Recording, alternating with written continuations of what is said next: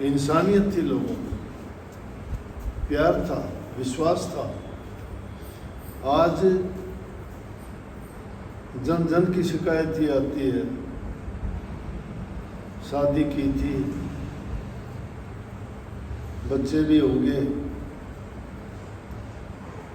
लेकिन रहना नहीं चाहती, या लड़का उसको रखना नहीं चाहता। बच्चे भी हो गए तो भी अलग हो जाते हैं। बच्चे भी बड़े बड़े होके अपने माँ बाप का फैसला नहीं करा सकते।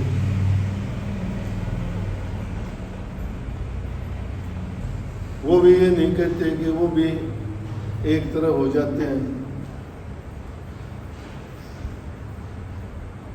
चिट्ठी तो पहले की आई थी, लेकिन आज मैं जब बैठा था तो रखी मिल गई। मैंने देखा मैं चिट्ठी किसकी है, कब की है, तो चिट्ठी वो आई दिल्ली से। उसे लिख रखा है कि मेरी नाम अपना नाम लिखूं और नाम अपनी पहचान दूं, लेकिन मैं आपसे मेरी बात बताना चाहती हूँ कि अगर हो सके तो ये बात सत्संग के माध्यम से आप सत्संगियों में बता देना। मुझे उससे ही सुन के पता लग जाएगा, ना नाम ना उसका पता, और फिर भी वो पूछना चाहती है।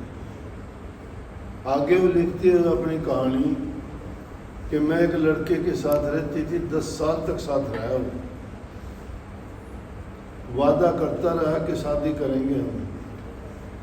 आस पड़ोस, घर बार, दूसरे लोगों को, सबको, मित्र प्यारों को, सबको, मेरे रिश्तेदारों तक को पता था कि ये लड़का इसके साथ ये लड़की शादी करेगी। 10 साल साथ रहते रहते आगे। अब ने बोला हमारे घर में मेरे पिताजी का कोई काम नहीं रहा, काम ना होने से गुजारा कैसे हो। तो घर था वो भी बिक गया।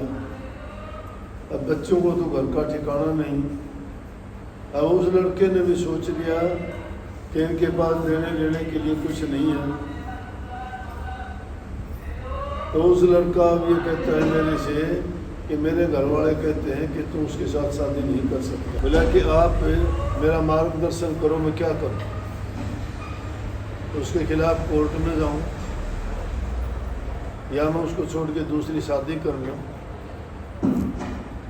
या इसके अलावा कोई और उपाय हो तो कि बिना शादी के ही रहूं। और तो बिना शादी के रहना भी कठिन। और बोला कि अब सबको पता है मैं दूसरी शादी करूं तो कहेंगे कि उस लड़के के साथ रहती थी, तो अब दूसरा मेरे से कौन शादी करेगा। हमारी संस्कृति में राजे महाराजाओं की लड़की लड़कों की शादी करने भी ब्राह्मण लाई जाते थे। और आज माँ बाप भी देख के सारी बात करके सब तसल्ली करके बच्चों से भी पूछ के शादी करते हैं। फिर जो है क्यों ये बिखराव हो जाता है। अब ये बात एक आध नहीं, रोजाना 5-10 केस ऐसे आते हैं।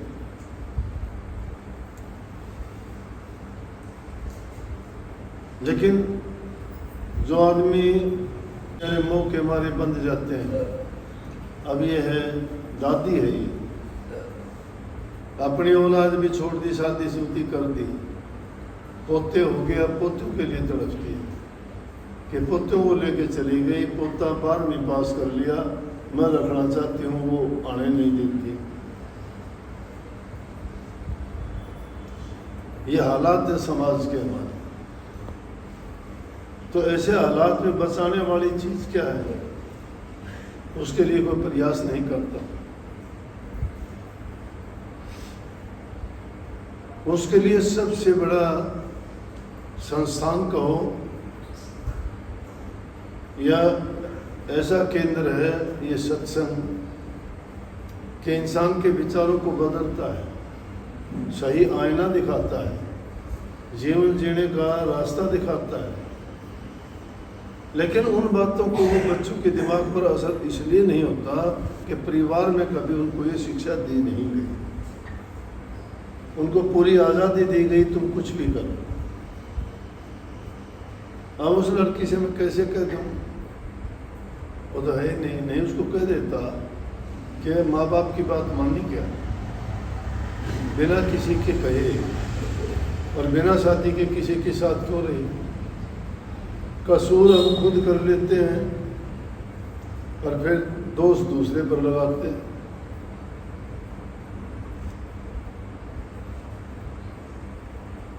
मंदिर में जाओ तो पूजा करते दिखाई देते हैं, आश्रम में जाओ तो सत्संग में बैठे दिखाई देते हैं, आंखें बंद करके बड़े तल्लीन होकर सत्संग सुनते दिखाई देते हैं।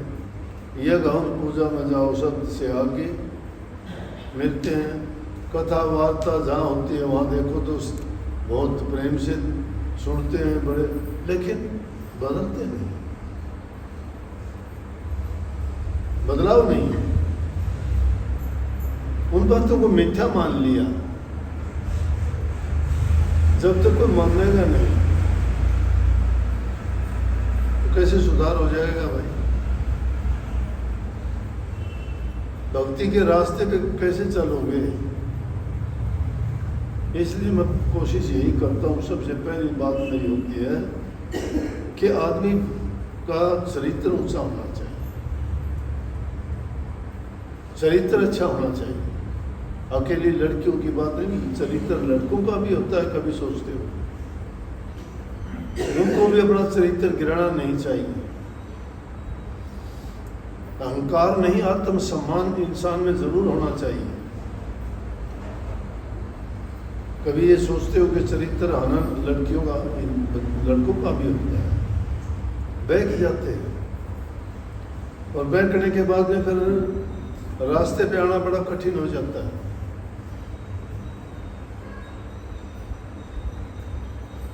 अगर माँ बाप उनको शुरू से ही अच्छी शिक्षा देनी शुरू कर दें, नहीं, हम वो शिक्षा नहीं देते।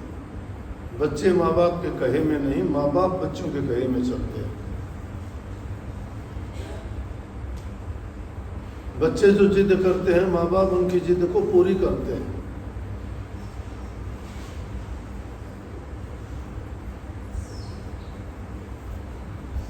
जब बच्चा ऐसा करना शुरू कर दे तो समझो कि डोरी पतंग की छूट चुकी है, वो कहीं भी जाएगा। पतंग की डोरी छूट जाती है तो हाथ नहीं रहती तो कहाँ जाएगा, फटेगा, गिरेगा, कहीं भी जा सकता है, उसका अता पता भी नहीं लगेगा। बच्चों की भी यही हालत है। उस पतंग की भांति हैं, बड़े कमज़ोर से कागज़ के बंधे हुए हैं और उनकी डोरी अगर परिवार के संस्कारों से छूट गई ना फिर नहीं मिलती।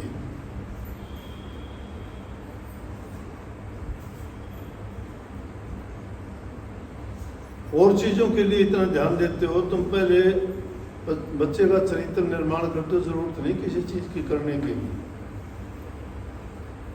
चरित्रवान आदमी जो होगा वो कहीं भी जाए गिरावट नहीं आएगी। गिरावट क्यों आता है कि चरित्र नहीं है, ना शुद्ध आचरण है, ना उनका रहन सहन पवित्र है, ना उनकी सोच और विचारधारा अच्छी है, ना उनकी संगति अच्छी है। जिनकी संगति अच्छी नहीं, विचार अच्छे नहीं, कैसे ठीक हो जाएंगे।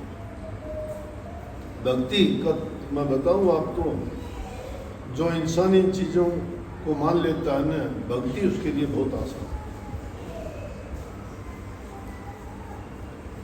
उसके लिए भक्ति करना बहुत ही आसान हो जाता है। आपको ये बताने वाला जिसकी खोज में निकले हो, दुनिया में कोई मिलेगा नहीं कि मैंने परमात्मा देखा। एक का भी नाम बता दो, किसी ने कही हो।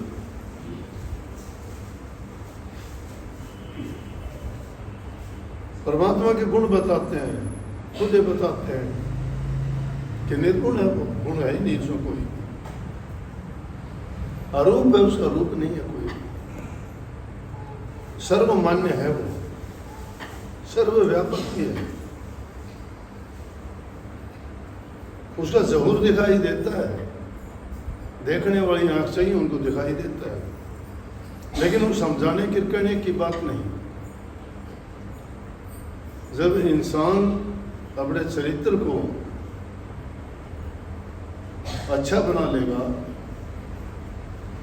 जब किसी चीज़ के अब इसकी सफ़ेदी है, ये सफ़ेदी कर दी गई दीवारों पर, इसके नीचे काले धब्बे थे, वो सारे के सारे ढके गए, दब गए, दिखाई नहीं देती, चमक दिखाई देती। और इसके ऊपर मिट्टी गिर जाए, चमक छिप जाएगी। और मिट्टी को जब तक साफ नहीं करोगे, इसकी चमक दिखाई नहीं देगी। इसी प्रकार से ये विषय विकार है, ये हमारी सोच बुरी, हमारा बर्ताव व्यवहार, हमारा बुरा चरित्र, वो दाग और धब्बे हैं जिनके नीचे पवित्र आत्मा छिपी हुई है।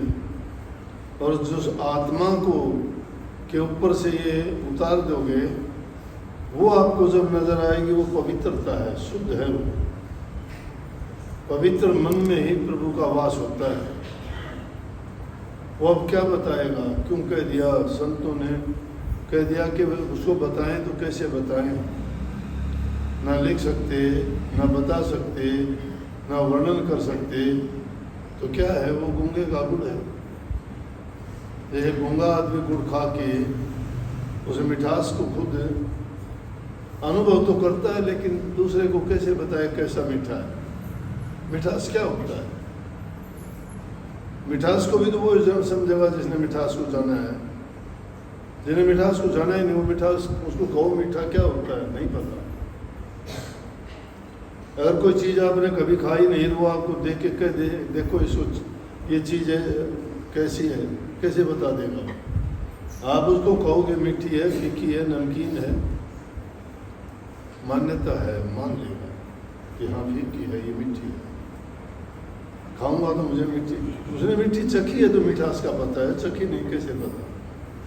तो इसलिए जिन्होंने उसका अनुभव किया ना मालिक का, परमात्मा का, उन्होंने बताया, उनके गुण वर्णन करके बताया कि उन गुणों को जब वो आप में मिल जाए, दिखाई दे जाए, और उनको पाना चाहते हो तो ये गुण आप में पैदा कर लो, दिखाई देगा।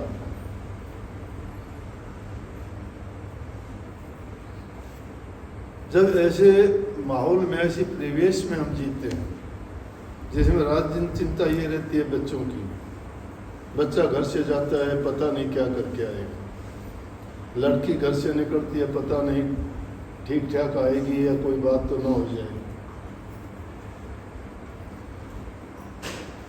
अंदेशा है। पुराना जमाना था, छाती ठोक के कहते थे कि कोई डर नहीं है, जाए कहीं। कोई एक आध घटना, वो अलग बात है, सृष्टि का काम था वो दो, कि भलाई के साथ बुराई भी है, पुण्य के साथ पाप भी है, वो एक्सेप्शन है। लेकिन बहुतायत नहीं थी, तो एक आध कोई बात होगी तो होगी।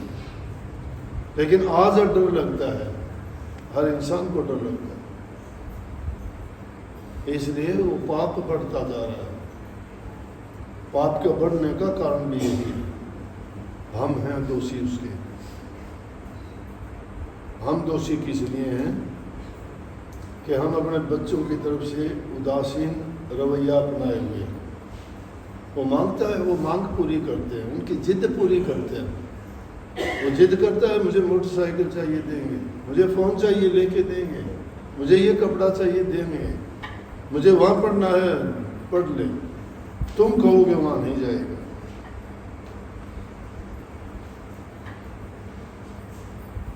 तो उसकी जिद पूरी करने में क्या करते हैं, हम उसको खुद भटका देते हैं। तो हमारा योगदान होता है भटकाने में। अगर शुरू में उसको रोक दिया जाए, एक ही बार में फैसला हो जाएगा। डराते हैं फिर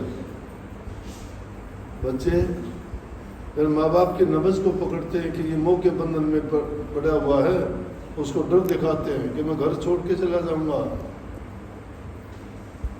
मैं फांसी लगा लूंगा, मैं जहर खा लूंगा, सपने पी जाऊंगा।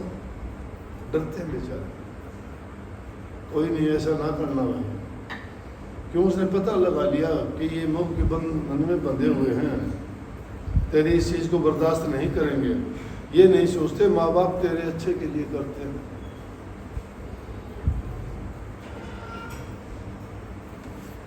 और दूसरी चीज है कि आजकल जो चलचित्र फिल्म जिसको कहते हो, टेलीविजन जिसको में जो दिखाते हैं, फिल्मों में जो दिखाते हो, वो नकली हैं। वो नकली हैं, उनका व्यवसाय है, वो पैसा बनाने के लिए कुछ का कुछ दिखा देंगे। वो नकली चीज़ें दिखाते हैं, वो नकली चीज़ों को देख के ये कच्ची बुद्धि के बच्चे असली जीवन में करना शुरू कर देते हैं। उन बातों खराब वहाँ होते हैं। उनको ये नहीं पता कि ये दिखाने वाली चीज़ जो दिखाई जाती है ये नकली है। अब पैसा कमाने के लिए कोई कुछ भी करे, रोकने वाला नहीं, कोई ऐसा कानून नहीं। हर कोई आदमी जो उसके जिम्मे काम है उससे जिम्मेवारी से भाग रहा है। कोई जिम्मेवारी से काम नहीं करता, ना कानून जिम्मेवारी से करता है। नहीं तो कानून अगर सख्त हो के ऐसी चीज़ें नहीं दिखाई जाएंगी। ज़रूरत की चीज़ अगर हो तो अलग बात है, लेकिन पता नहीं कहाँ कहाँ की चीज़ें अगर किसी को कहते हो, मना करते हो, अपनी बात की पुष्टि के लिए इतिहास के पन्ने उखाड़ के कह देंगे देखो ये तो कभी से चलता आया है। बड़े बड़ों के नाम लेके कह देंगे कि उसने देखो उसके साथ शादी की, वो उसको लेके भाग गया, उसने उसको ये किया, उसको ये किया। अगर नशे की कहते हो तो कहते हो वो सुल्फा पिया करता, वो भांग पीता था, वो धतूरा पीता था, नाम लेंगे।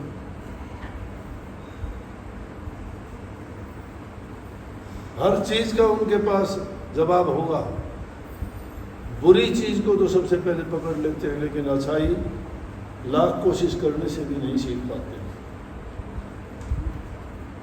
अगर कोई सीख भी लेता है तो थोड़ी सी भी रास्ते में अगर बात आती है, परेशानी आती है, तो घबरा के छोड़ देता है उसको।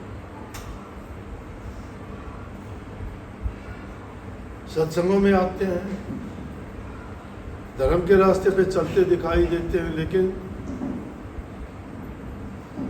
धार्मिक नहीं है। धर्म का पालन करने वाला कोई बिरला ही होगा। जो धर्म का पालन करता है या इस रास्ते पे चलता है वो कभी भी इन चीज़ों में पड़ेगा नहीं। लेकिन पूरी दुनिया का बहाव है, उसमें इक्का दुक्का जो है वो बच नहीं सकते। वो भी सरेंडर कर देते हैं फिर कि उनकी मर्जी जैसा होता है होता रहे। लेकिन वो ना छोड़ के, इतनी उदासीनता ना दिखा के हमें प्रयास करना चाहिए बच्चों को अच्छी तालीम दें, घर में उनको सद्गुण सिखाएं, उनको अच्छे अच्छे जो इतिहास पुराने ज़माने के चरित्रवान व्यक्ति हुए हैं उनके उदाहरण दे के उनको वैसा ही बनाने के लिए उनका चरित्र निर्माण किया जाए। जिसने चरित्र निर्माण बच्चों का कर दिया, उनको कोई धन की जरूरत नहीं, कोई वो अपने आप कर लेंगे सब। वो अपने आप समझ जाएंगे, वो कभी धोखा नहीं खाएंगे, ना माँ बाप को धोखा देंगे। तो अब किस किस की बात को सुनी जाए, घर घर की कहानी होगी। पहले दिन शादी करते हैं, दूसरे दिन अलग, कारण कुछ भी नहीं। कोई बहाना लगाता है, कोई बहाना लगाता है। लेकिन होगा क्या? ये 2 दिन की बात है, चंद बरसों की बात है। उसके बाद जो इस तरह वाले काम करने वाले होते हैं उनका स्थायी जीवन नहीं होता, बिगड़ जाता है। इसलिए भाई अच्छे गुण अपनाओ, बुराई त्यागो, सच्चाई के रास्ते पर चलो, यही भक्ति है। जो अच्छा इंसान बन जाता है उसकी बुरी भावनाएं चली जाती हैं, शुद्ध और पवित्र हृदय उसका हो जाता है, मस्त है, उसको भय और चिंता नहीं है। भय और दोनों चीज, दुनियादारी के जितने भी भरम और भय हैं वो सब भाग जाते हैं। वो भागेंगे आपकी अच्छी सोच के कारण, सद्गुणों के कारण, बुराई त्यागने से, फिर आपको चिंता नहीं। ये मोह के बंधन क्यों कहते हैं? पुराने सत्संगी हुआ जो खुद जान के नहीं रहना चाहते, आप कैसे रख लोगे? पशु तो है नहीं, पशु को पकड़ के ले जाते हैं। कई कहते हैं जी जो आ रहे, हाँ, वो कहा क्यों नाम ले ले, तो मेरा नाम मैं नहीं लेना। पशु थोड़ा पकड़ के लेके दिला हुआ नाम, इसने दिला देगा तो नाम तो तिर जाएगा। नाम है क्या? जब तक किसी भावना नहीं है, पशु जानवर को पकड़ के ले जाते, वो भी नहीं मानता आपकी बात। तो जब तक इंसान की भावना नहीं है, तुम तो चाहते हो नाम ले लेगा तो शायद ऐसे पाप कर्म कट जाएंगे, ये भगत बन जाएगा, ऐसी बुरी आदत छूट जाएंगी। बुरी आदत तब छूटेंगी जब वो छोड़ने के लिए तैयार होगा। वो जब तक तैयार नहीं है, किसकी छुटवाओगे? आपने तो छोड़नी नहीं, आपने छोड़नी हो तो मान लेंगे, क्योंकि आप तो पहले से मानते हो। और कोई अगर कह दें कि भाई ये गलत आदत है, छोड़ दे। आप सत्संग में आया करते, हुक्का पिया करते, हमने कही बुरी आदत है छोड़ दो, छोड़ दिया। पहले छूट थी, हम भी पिया करते, लेकिन मान लिया कि ना, गलत बात है, छोड़ना चाहिए। अच्छी बात अपनाओ और बुराई को क्या? राधा